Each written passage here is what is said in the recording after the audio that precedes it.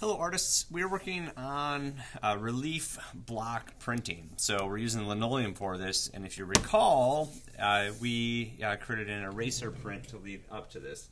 And the purpose of that was to build your skills working on something as simple as an eraser to use gouges, these awesome tools to carve effective textures into a surface that's soft to then create a block print.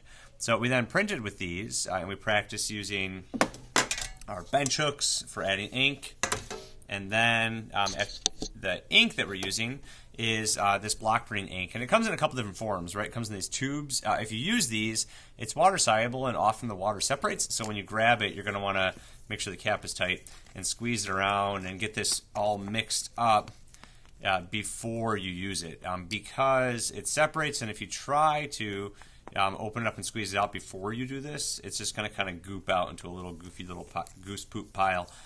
So you don't want that.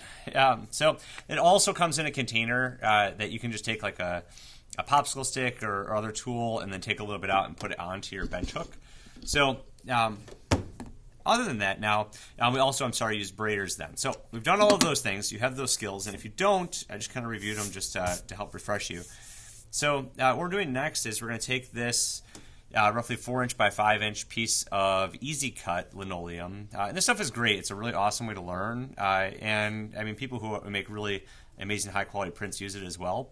And this is kind of a precursor to using something called a wood block print, which you're learning about when you're learning about some pretty amazing artists like Albrecht Dürer and others who use this, and other cool forms called like intaglio and other wood etching prints. So your task is going to be, first you pick an animal that represents you, so in spirit and body, kind of like has your personality or relates to hobbies and interests that you have.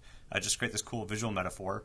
You're going to sketch that out inside of this size, right? So in your sketchbook, you're going to trace this maybe once or twice, and then sketch something that will have some cool textures that you learned from this one, remember, to carve out of. So I chose a brook trout just because I want to be this wild, free, out in the creek kind of individual and blazing my own trail, and then I just love fly fishing, so it fits. So I drew it out, and then I'm going to take a softer pencil, so like like a 6B or an ebony pencil, and I'm going to trace around all of the details that I want to transfer onto my linoleum block. Because the cool thing will be is after you trace all of that, you'll be able to easily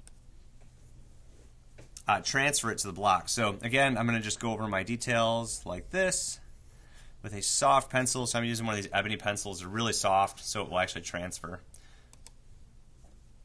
So after I've effectively traced all of it with that soft pencil, I'm going to take this block, and sometimes it has like a powder on it. That's just so they don't stick together.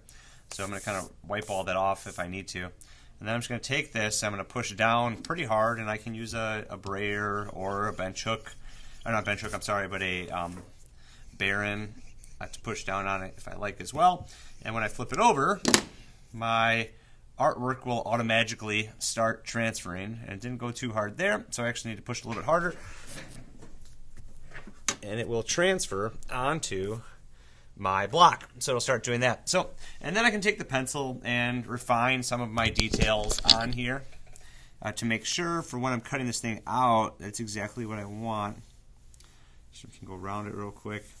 And what you're going to end up doing then is, after you know exactly where this thing is that you're cutting out, you're going to take an, I already have one ready, you're going to take an X-Acto knife and you're going to go around the outside of course, on top of a piece of cardboard, and you're going to cut out the basic shape of your animal. And this is where you want to make sure there isn't like a teeny, if you have like a leg, it has to be a wider, fat piece, probably wider than at least your pinky or your index finger.